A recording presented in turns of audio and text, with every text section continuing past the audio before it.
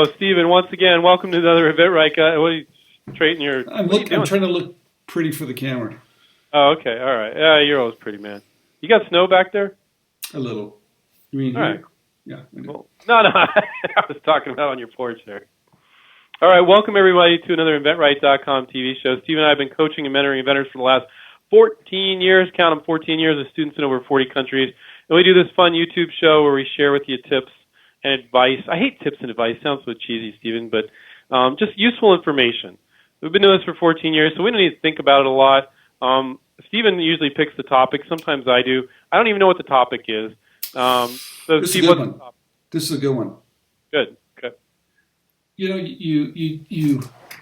you come up with a good idea. Not a great idea, a good idea. That's all you need is a good idea. But you come up with one. You've got your marketing material. You've got your little sell sheet. It looks great. Benefit statement. There's a picture. Some graphic designer helped you do it for $50. You file that PPA for $65. Wow, it's great. You got a patent pending on it. You're feeling really good. You make your list of companies. You send it off an online submission form, and you don't hear anything back. So you instead of instead of calling the company, It could be calling.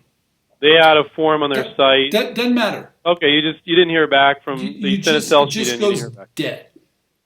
Okay, well that's what happened. Well, I know that, but most people don't know that. It's normal, right? Well, what do? What'd you do right? What'd you do wrong? Why aren't they calling me back? Are they taking my idea? I mean, what just happened to me? What do I have to do? If they didn't call you back, they stole your idea.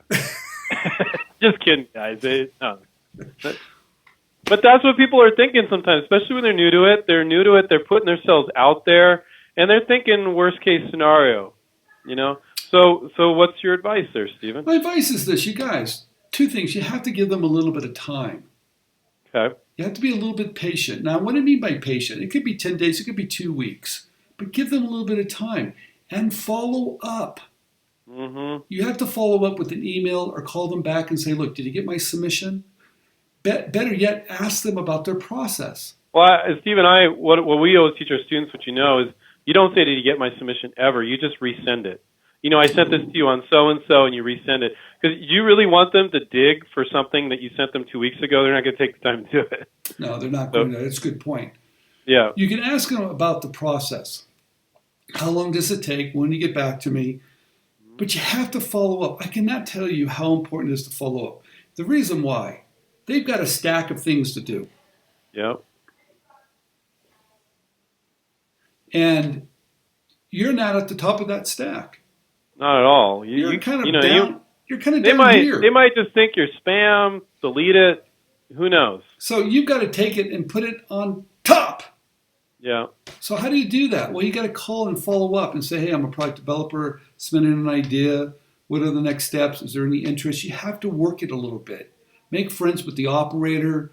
I don't care what you have to do. Go to LinkedIn. Or if you send it online, or if you got permission to send it in, but they didn't respond, if you need to send it once a week for 7 weeks, that's what you need to do. Now, you don't do that at the beginning. You wait. But I've had that happen. I had that happen the other day, Stephen, where the student sent it once a week for 7 weeks, and then they finally respond, and the student's like, what the hell? How come maybe they were on vacation. It got trapped in their spam folder. I don't care. They deleted it 4 times. I don't care until you get a no. You know what that's, or maybe you know you're what that not does, done. Andrew? But don't be sending them email every other day. Don't get me wrong. You don't want to be. You want to be a polite pest. Polite pest. Stephen coined this. I love this. I love that too. Because keep inventing his mind, but polite pest. Polite pest. And I'll tell you what's really nice about that. When my wife was working at one of those really big companies, she said, "Look, if someone didn't at least call me 3 times, I didn't bother." I said, "What do you mean by that?" But she's an executive at a big. But she says, "Look, I'm really busy." Yeah. And if I know when they call me 3 times, they've got something I need to see.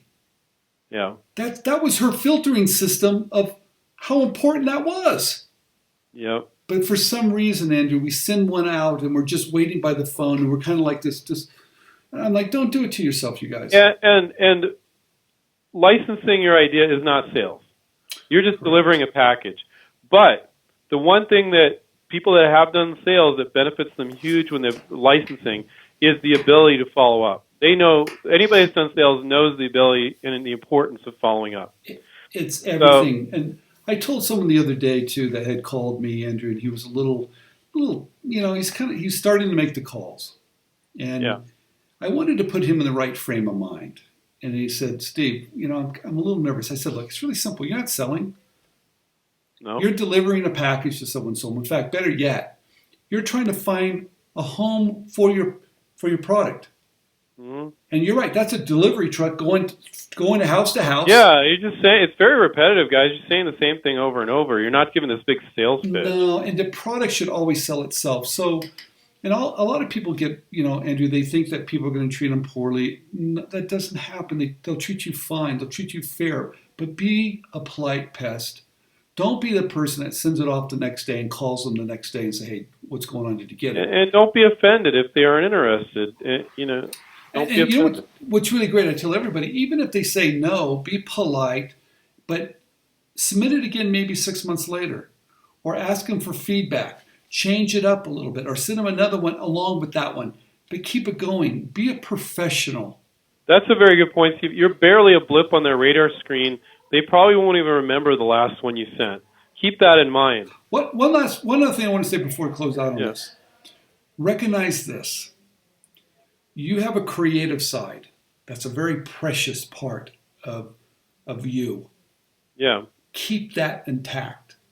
So be creative. Spend time. And then you have this other part of business and sales. You hear you saying you take your inventor hat off, you put your sales hat on. It's kind of, and you got kind of a bit of a bulletproof vest on, yes. So you can take it. Yeah, but don't let them destroy your magic.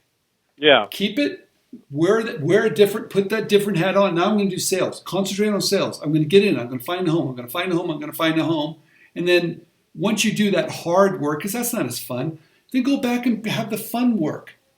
Yeah. But separate it because you want to keep your magic.